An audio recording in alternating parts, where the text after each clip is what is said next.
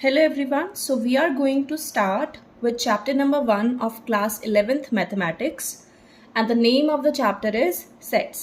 Okay? तो इसमें हम sets के बारे में पढ़ेंगे. फर्स्ट चैप्टर है 11th क्लास का. स्टार्ट करते हैं. सबसे पहले हम बेसिक्स पढ़ रहे हैं एक्सरसाइज 1.1 के. Then we will move to examples and then we will start the exercise. Okay? So basics में क्या है? The theory of sets was developed by George Cantor. ठीक है, कैंटर ने ये थ्योरी दी थी. ओके, नाउ यहाँ से स्टार्ट हो रहा है बेसिक चीज. सबसे पहले सेट होता क्या है? What is the definition of a set? A set is a well defined collection of objects. Set क्या है? कलेक्शन है. किसका? ऑब्जेक्ट्स का. पर वो जो कलेक्शन है वो वेल डिफाइंड होना चाहिए. अब इस वेल डिफाइंड वर्ड को हम आगे आराम से देखेंगे कि वेल डिफाइंड का क्या मतलब है. ठीक है, सेट सिंपली क्या है? Collection of objects. ठीक है, and it should be well defined. तो कैसे बोलेंगे? A set is a well defined collection of objects. ठीक है, यहाँ पे आपके objects, elements and members of a set are synonymous terms. यानी कि आप objects बोल लो, elements बोल लो या members बोल लो. ठीक है, तो सब सेम चीजें हैं. Next point, sets are usually represented or denoted by capital letters. For example, capital A, capital B, capital C, capital X, capital Y and capital Z, etc. यानी कि सेट जो है आप उसको कैसे डिनोट करोगे? कैपिटल लेटर्स से. ठीक है, and the elements of a set are represented by small letters. ठीक है, like small a, small b, small c etcetera. ठीक है, क्या पढ़ा? सेट क्या होता है? Well defined collection of objects. Objects बोलो, एलिमेंट्स बोलो या मेंबर्स बोलो, सारी चीजें सेम है. सेट को हम रिप्रेजेंट करेंगे कैपिटल लेटर से और उसके एलिमेंट्स को हम रिप्रेजेंट करेंगे स्मॉल लेटर से. यहां तक समझ में आया? नाउ एग्जाम्पल से देखते हैं. देखो, odd natural numbers like less than 10.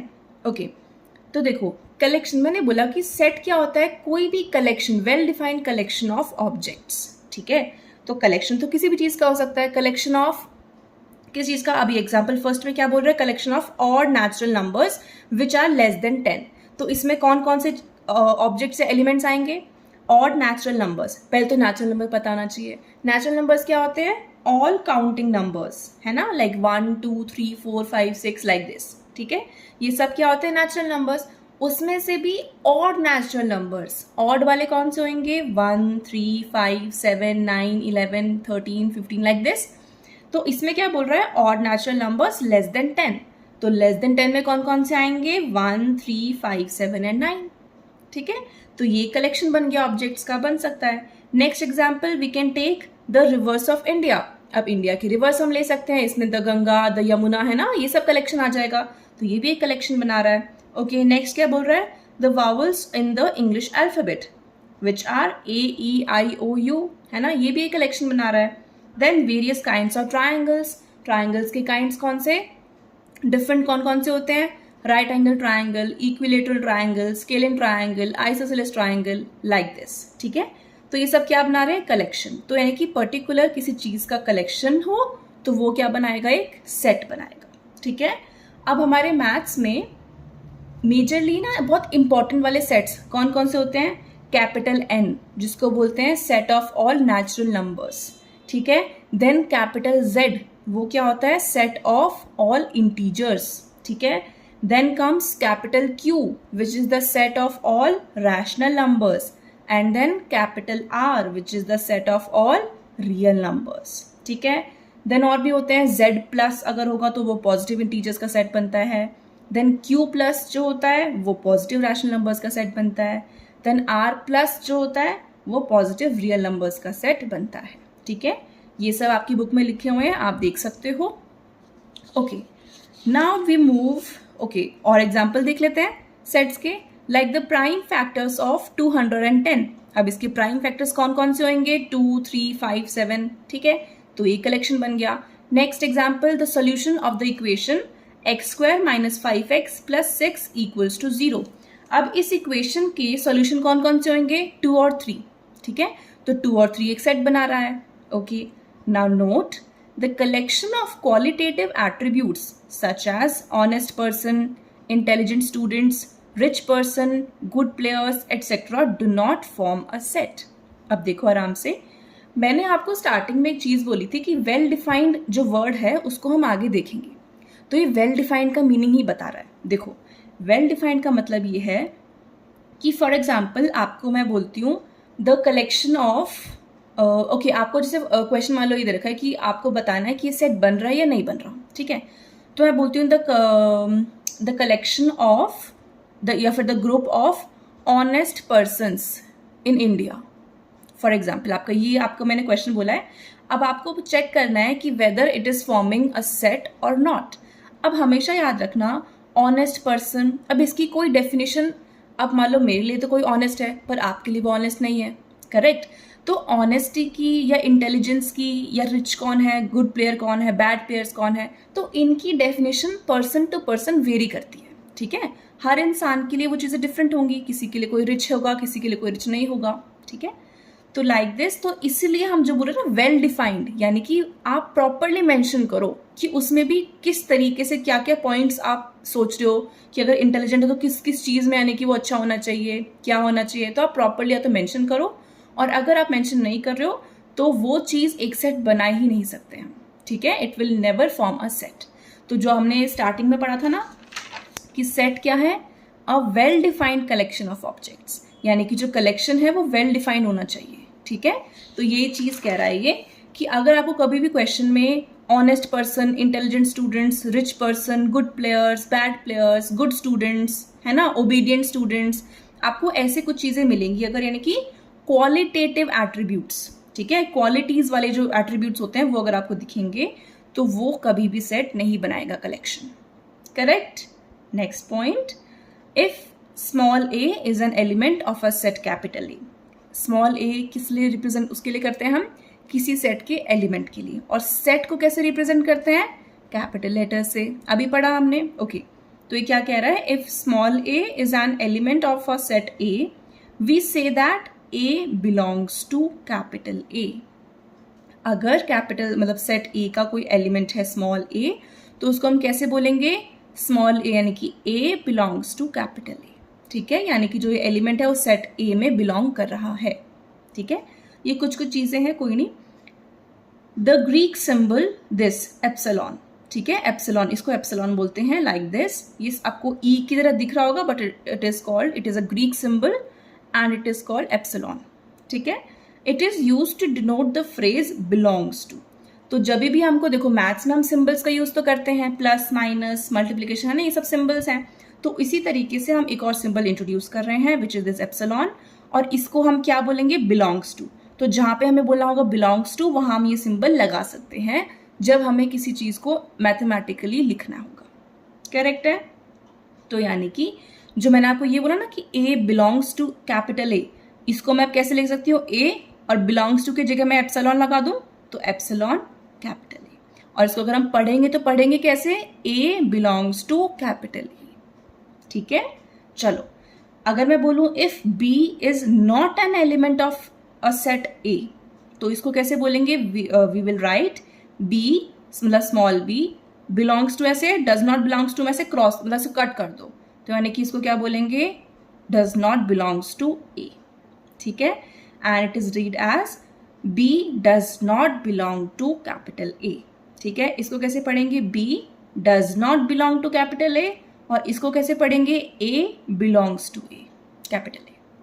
समझ में आया, स्मॉल लेटर्स आपके एलिमेंट्स हैं और कैपिटल लेटर्स आपके सेट हैं, ठीक है। ये तो छोटी छोटी बातें हैं जो हमें, यानी कि बोलना सही तरीके से आना चाहिए कि हम सेट को बोलेंगे कैसे, सिंबल्स का क्या मीनिंग है, ठीक है।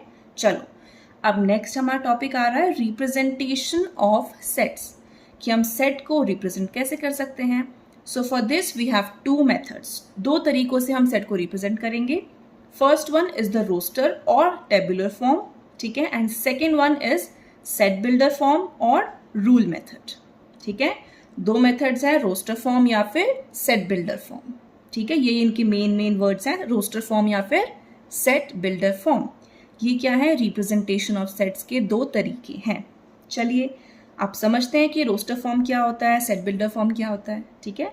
सबसे पहले रोस्टर फॉर्म।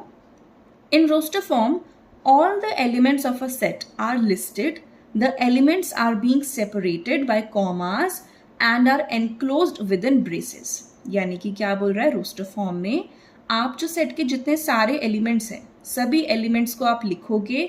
किस तरीके से लिखोगे, उन सभी एलिमेंट्स को कॉमा से सेपरेट करोगे एक तो आप, ठीक है, यानी कि पहला एलिमेंट लिखा कॉमा, सेकेंड एलिमेंट लिखा कॉमा, लाइक दिस। एंड उस पूरे जो कलेक्शन को आप जो है एनक्लोज करोगे किसमें, ब्रैकेट्स में। एंड कौन से ब्रैकेट, ये वाले कर्ली ब्रैकेट्स में, ठीक है, इन ब्रेसेस में आप उनको एनक्लोज करोगे। तो रोस्टर फॉर्म यही कह रहा है कि आप सारे एलिमेंट्स लिखोगे। कैसे लिखोगे, हर एलिमेंट के बाद कॉमा लगा के लिखोगे एंड बाहर कर्ली ब्रैकेट्स लगाओगे। ये तरीका होता है रोस्टर फॉर्म में लिखने का, ठीक है। For example, the set of all natural numbers which divide 42।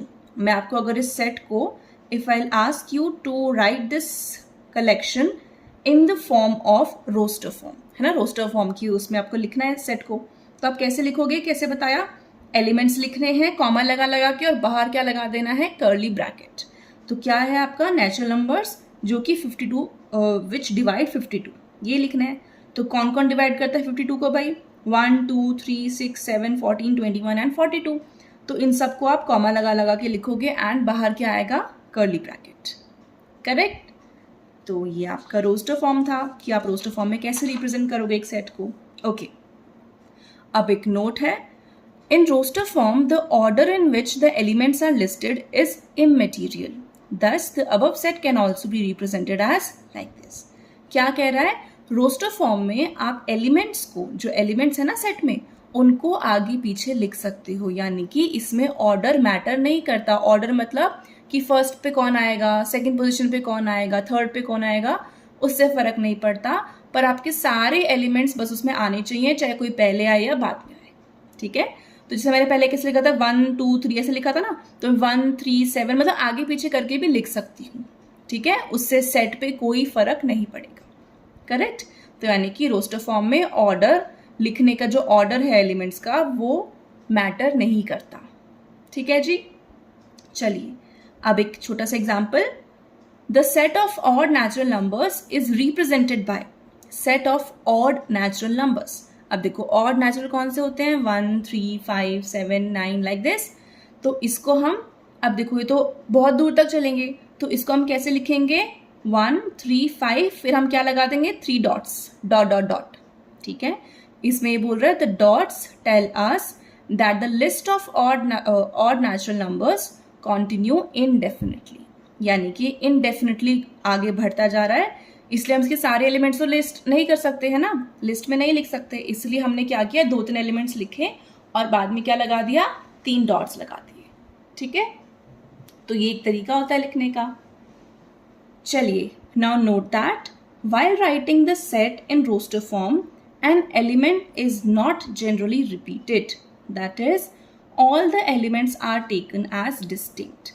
ये काफी इंपॉर्टेंट पॉइंट है, दिस यू शुड रिमेंबर। देखो क्या बोल रहा है कि रोस्टर फॉर्म में जब आप एलिमेंट्स को लिख रहे हो तो कभी भी आप किसी भी एक एलिमेंट को बार बार नहीं लिखोगे, ठीक है। यानी कि एलिमेंट्स को आप रिपीट नहीं करेंगे। आपको अगर कोई एलिमेंट रिपीट हो रहा है तो उसको आप सिर्फ एक बार ही लिखोगे, बार बार नहीं लिखोगे। एग्जाम्पल देती हूँ, for example the set of letters forming the word school, SCHOOL is. अब आपको मैं क्या बोल रही हूँ, you have to form a set of letters forming the word school, यानी कि स्कूल में जितने भी लेटर्स हैं उन सब का सेट बना के दो मुझे। तो आप क्या करोगे, आप S लिखोगे, कौन कौन से लेटर्स आ रहे हैं, S आ रहा है, C आ रहा है, H आ रहा है, O एंड L, ये सब लेटर्स आ रहे हैं। तो आपने S लिखा, C लिखा, फिर H, देन O, फिर आप फिर से O नहीं लिखोगे क्योंकि आप एक बार O लिख चुके हो तो इट इज डन। आप बार बार लेटर्स या कोई भी एलिमेंट को रिपीट नहीं करेंगे while writing in roster form, correct. तो अगर O 2 बार आ रहा है तो आप सिर्फ एक बार ही लिखोगे, या फिर आप इसको ऐसे भी लिख सकते हो, आगे पीछे करके भी लिख सकते हो। अभी बताया ना कि इसमें ऑर्डर मैटर नहीं करता, मतलब पहले आप अगर H लिख दोगे, S बाद में लिख दोगे, L C मतलब आगे पीछे लिखोगे, कोई फर्क नहीं पड़ता। बस आपको ध्यान देना है कि सारे एक तो एलिमेंट्स आ जाएं। सेकेंड चीज, कोई भी अगर एलिमेंट रिपीट हो रहा है तो उसको एक बार ही लिखेंगे, 2-2 बार नहीं लिखना है, करेक्ट। चलिए, here the order of listing elements has no relevance, यानी कि ऑर्डर जो आगे पीछे लिख रहे हो तो उसका कोई मतलब नहीं है उसका, आप कैसे भी लिख सकते हो आगे पीछे करके, बस आपके सारे एलिमेंट्स आने चाहिए एंड रिपीट नहीं होने चाहिए। ठीक है जी, चलिए, तो this was all about your roster form. अब हम करने वाले हैं second, which is the set builder form. अब इसको पढ़े, देखो ये क्या बोल रहा है। In set builder form all the elements of a set possess a single common property which is not possessed by any element outside the set। ये क्या बोल रहा है, सेट बिल्डर फॉर्म में लिखने के लिए जो सारे एलिमेंट्स हैं सेट के, वो कोई एक सिंगल प्रॉपर्टी को फॉलो करने चाहिए। यानी कि मैंने आपको मान लो बहुत सारे एलिमेंट्स या फिर कुछ चीज़ें बोल दी, तो वो सब एलिमेंट्स, उनमें ना कोई एक चीज़ कॉमन होनी चाहिए, कोई एक प्रॉपर्टी कॉमन होनी चाहिए उन सब में, और वो प्रॉपर्टी बाहर कोई और फॉलो ना करे। ये नहीं है कि भाई वो सब लोग ही फॉलो कर रहे हैं, नहीं, वो सिर्फ वही set, collection of set follow करेंगे। जो सेट्स मैंने आपको नंबर्स एलिमेंट्स जो लिखे हैं ना, सिर्फ वही फॉलो करने चाहिए, उनके अलावा कोई और फॉलो नहीं करना चाहिए। देखो एग्जाम्पल की हेल्प से बताती हूँ। इन द सेट, अगर मैंने आपको फॉर एग्जाम्पल ये सेट दे दिया AEIOU, ये कोई मैंने आपको सेट दे दिया, कलेक्शन दे दिया, then all the elements possess a common property. अब ये सारे देखो, आपको कभी भी सेट मिलेगा, आपको उसको सेट बिल्डर फॉर्म में लिखना है, ठीक है। तो आप पहले ना उसके सारे एलिमेंट्स को बहुत ध्यान से देखोगे कि इन सब एलिमेंट्स में क्या कॉमन है। भाई देखो AEIOU, मैंने ये सब बोला, तो आपको इससे क्या याद आएगा कि अरे ये तो वॉवल्स हैं, है ना, ये तो वॉवल्स हैं इंग्लिश अल्फ़ाबेट के। तो यानी कि आप क्या बोलोगे, all the elements possess a common property which is each of them is a vowel in the English alphabet and no other letter possess this property। ठीक है, यानी कि कोई और लेटर्स को possess नहीं कर रहा है, सिर्फ ये 5 ही possess करते हैं ना, ये सिर्फ ये 5 ही vowels होते हैं, करेक्ट। तो इसीलिए हम क्या बोलेंगे, अगर हमें इसको सेट बिल्डर फॉर्म में लिखना होगा, तो पहले तो आप मान लो इस पूरे सेट को आप कैपिटल V बोल रहे हो, ठीक है, तो आप इसको कैसे लिखोगे, capital V is equals to X such that X is a vowel in English alphabet, curly bracket close. आराम से देखो, जब भी आपको किसी सेट को सेट बिल्डर फॉर्म में लिखना होगा, पहले आप यहाँ पे सेट लिखोगे, मतलब ABC कैपिटल है, जो भी आपका सेट है। मैंने यहाँ पे क्या बोल दिया, कैपिटल V फॉर एग्जाम्पल मेरा सेट है, so it is equals to curly bracket लगाओगे, then X such that, X represent कर रहा है उस सभी एलिमेंट्स को जो सेट में लिखे हैं ना, यानी कि AEIOU, उन सभी को क्या रिप्रेजेंट कर रहा है मेरा ये स्मॉल x, यानी कि एलिमेंट है। इसको जो 2 डॉट है ना, कॉलन जो सिंबल है ये, इसको मैं बोल रही हूँ सच that x is a vowel in English alphabet. फिर आगे क्या लिखोगे, जो प्रॉपर्टी वो सेटिस्फाई कर रहे हैं वो प्रॉपर्टी लिखोगे एंड कर्ली ब्रैकेट क्लोज। ठीक है, समझ में आ रहा है।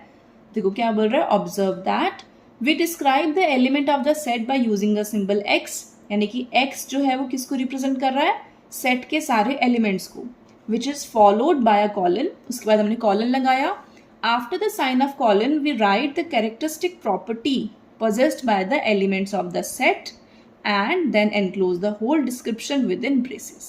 यही बोल रहा है कि सबसे पहले आप कर्ली ब्रैकेट ओपन करोगे, x लिखोगे सच दैट कॉलन, मतलब कॉलन लगाओगे, वो प्रॉपर्टी लिखोगे और कर्ली ब्रैकेट को क्लोज कर दोगे। ठीक है, okay, the above description of the set V is read as. इसको कैसे पढ़ेंगे, इसको इस चीज को कैसे पढ़ेंगे हम, the set of all x such that x is a vowel of the English alphabet। समझ में आया, इस पूरी चीज को आप कैसे पढ़ोगे, the set of all x such that, इसको कॉलन को क्या बोलते हैं, such that x is a vowel in English alphabet। ये हो गया, इसको आप ऐसे पढ़ोगे। अगर आप किसी को बोल के समझाओगे कि इस पूरी चीज का क्या मतलब है, तो आप इसको इस तरीके से पढ़ोगे। ठीक है, in this the braces stands for the set of all. जो ये कर्ली ब्रैकेट्स हैं, यहाँ पे इसका क्या मतलब है, द सेट ऑफ ऑल, और जो कॉलन है उसका क्या मतलब है, such that.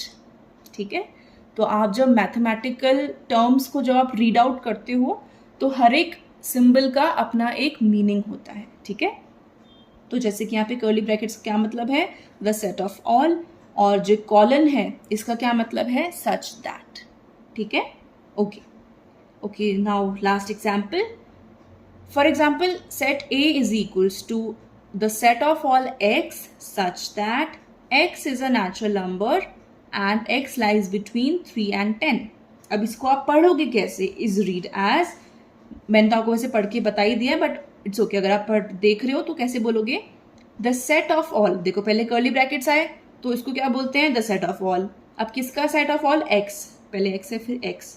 Colon means such that, ये पूरी line as it is, x is a natural number, x is a natural number and, अब देखो जो ये लिखा है ना 3 less than x less than 10, इसका क्या मतलब होता है कि जो x है वो 3 और 10 के बीच में लाई कर रहा है, ऑब्वियसली, है ना? तो कैसे बोलेंगे? And x lies between 3 and 10. ठीक है, तो अगर आपके पास ये स्टेटमेंट ऐसे लिखा हुआ है तो आपको इसको पढ़ना भी आना चाहिए. ठीक है, ओके. हेंस द नंबर्स, तो इस सेट में अगर मैं आपको बोलूँ कि कौन कौन से नंबर्स आएंगे तो वो भी आप मुझे फाइंड आउट करके बता सकते हो. कैसे? आपको x कैसा लेना है? नेचुरल नंबर लेना है सच दैट कि वो 3 और 10 के बीच में हो. अब देखो 3 के बाद कौन सा नेचुरल नंबर आएगा? 4, देन 5, 6, 7, 8, 9 और अगला 10 हो जाएगा, पर 10 इस सेट में नहीं आएगा क्योंकि यहाँ पे लेस देन है, यानी कि 10 से छोटा होना चाहिए. तो यानी कि 4 से 9 तक के नेचुरल नंबर्स आ जाएंगे. So these are the elements of this particular set. ठीक है, आराम से बेसिक्स अभी बेसिक पढ़ा है हमने, फर्स्ट एक्सरसाइज का वो भी. ठीक है, सेट की डेफिनेशन देखी और उसका रिप्रेजेंटेशन के 2 तरीके देखे हैं. आपको फर्स्ट एक्सरसाइज में एग्जाम्पल में कैसे क्वेश्चन आएंगे? पहले तो आपको सेट बोलेगा कि भाई ये सेट है कि नहीं है. ठीक है, फिर कभी बोलेगा रोस्टर फॉर्म में रिप्रेजेंट करो, कभी बोलेगा कि सेट बिल्डर फॉर्म में रिप्रेजेंट करो. ठीक है, तो आपको रिप्रेजेंटेशंस पता होनी चाहिए. मैं हल्का सा ये लेक्चर वो एक शॉर्ट रिवीजन टाइप का करा देती हूँ आपको. देखो सेट क्या होता है? Collection of well defined objects. Then set को हम कैपिटल लेटर से रिप्रेजेंट करते हैं और उसके एलिमेंट्स को स्मॉल लेटर से. कुछ एग्जाम्पल्स देखे. देन हमने ये पढ़ा कि जो क्वालिटेटिव एट्रीब्यूट्स होते हैं, ठीक है, वो सब कभी भी सेट नहीं बनाएंगे. और अब देखो ये जो सिंबल था एप्सिलॉन, इसका मतलब क्या होता है? Belongs to. ठीक है, तो जो एलिमेंट है वो सेट में अगर बिलोंग करेगा तो आप ये वाला सिंबल लगाओगे, और अगर कोई एलिमेंट सेट में बिलोंग नहीं करेगा तो आप डज नॉट बिलोंग टू का सिंबल लगाओगे, विच इज एप्सिलॉन को ऐसे कट कर दो. ठीक है, रिप्रेजेंटेशन क्या होता है? 2 तरीके का, roster form and set builder form. Roster form में आप सारे एलिमेंट्स को 1 by 1 लिखोगे कॉमा लगा के और बाहर कर्ली ब्रैकेट्स लगा दोगे. इसमें ऑर्डर मैटर नहीं करता. ऑर्डर मतलब किसी भी एलिमेंट को आप पहले लिख सकते हो, किसी को भी आप बाद में लिख सकते हो, डज नॉट मैटर, पर सारे एलिमेंट्स आने चाहिए. दूसरी इंपॉर्टेंट चीज इसमें क्या थी कि एलिमेंट्स आप रिपीट नहीं करेंगे. अगर कोई एलिमेंट रिपीट हो रहा है तो उसको आप सिर्फ एक बार लिखोगे, बार बार नहीं लिखोगे. Okay, next is set builder form. Set builder form में आपका एक बेसिक कंस्ट्रक्शन है ये कि आप सेट लिखोगे, सेट ए फॉर एग्जाम्पल है ना, capital A is equals to curly bracket लगाओगे, देन एक्स सच दैट, फिर वो प्रॉपर्टी लिखनी है आपको जो वो एलिमेंट्स मतलब पजेस कर रहे हैं, यानी कि वो एलिमेंट्स जो हैं वो किस प्रॉपर्टी को सेटिस्फाई कर रहे हैं. ठीक है, वो लिखा and then curly bracket close. तो ये तरीका है आपका सेट बिल्डर फॉर्म लिखने का. ठीक है, पढ़ेंगे कैसे? The set of all X such that property over. Correct. तो this was all about your basics of exercise 1.1. ठीक है, next we will start the examples of this exercise and then we will move to the main exercise 1.1. Okay, till then if you did not get anything you can ask me.